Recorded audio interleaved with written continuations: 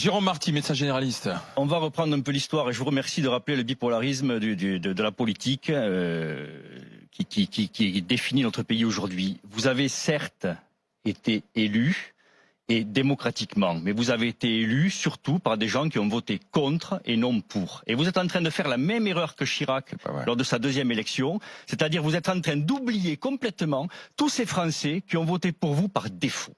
Ça, c'est la première chose. La deuxième chose, vous nous dites que ça fait 2 ans que vous écoutez. Non, non, monsieur, je suis désolé. Non, ça fait 2 ans que vous expliquez, c'est totalement différent. Je vais vous parler de ce que je connais.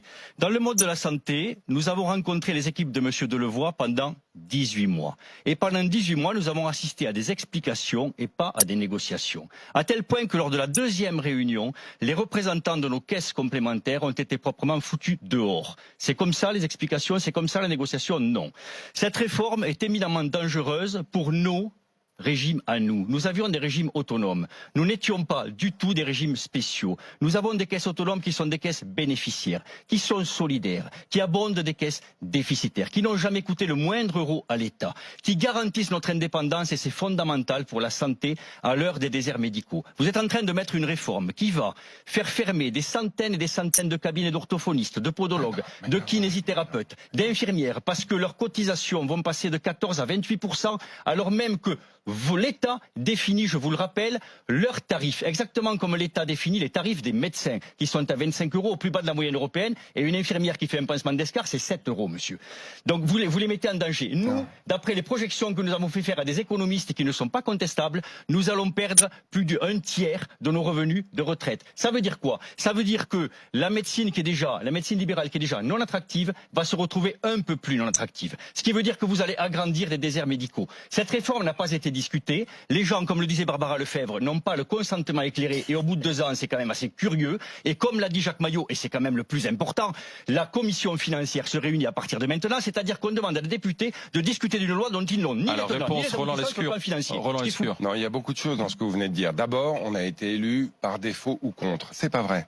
Le deuxième tour des élections présidentielles, c'est vrai que ça a été en partie un rejet de Marine Le Pen. Ah oui. Les élections législatives, les Français ont choisi de manière souveraine, dans 577 élections différentes, d'amener une majorité de la République en marche au Parlement. Ça vous plaît peut-être pas, mais ça c'est la démocratie.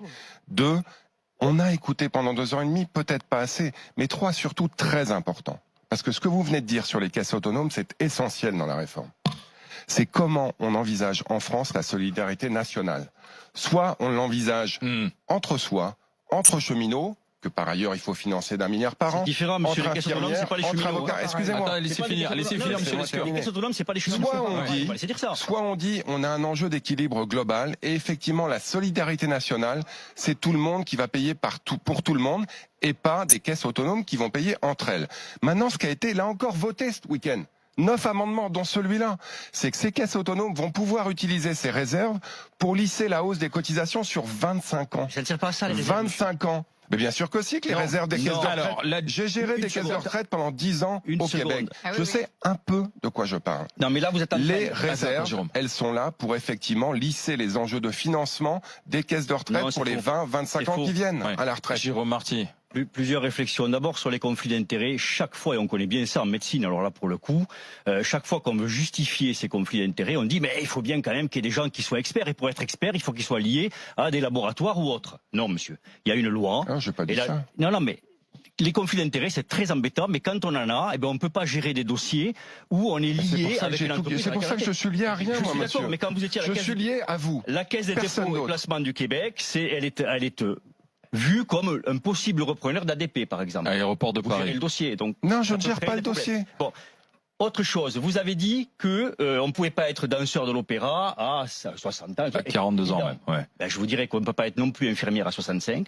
On ne peut pas être non plus médecin à 67. C'est vrai. Etc. Et cette réforme. Des médecins, moi j'en connais, qui travaillent à 70, 75 et qui sont très heureux de l'être. Oui, mais ceux que vous connaissez qui sont de cette génération-là n'ont pas connu toute leur vie durant la pénibilité que connaissent les médecins aujourd'hui, avec l'effondrement démographique très lié quand même aux conséquences des différences politiques sanitaires.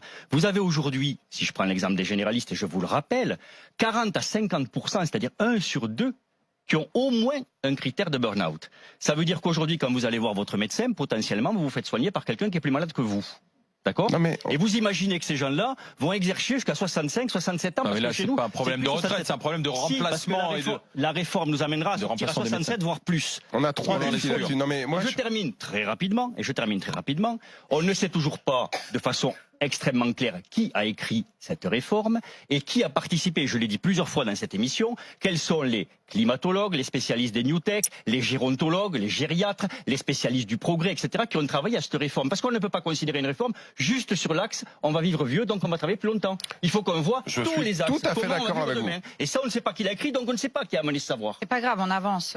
Non, Alors, non, Roland non, non. Lescure. D'abord, il y a eu une consultation publique. Vous en avez sans doute vu les résultats. Il y a eu énormément de contributions. Par ailleurs, là où je vous rejoins, c'est pénibilité, travail des seniors. On ne peut pas travailler à 55, 60, 65 comme vous le faites à 25, 30 ou 35. Et ça, on a un vrai sujet de société. La pénibilité.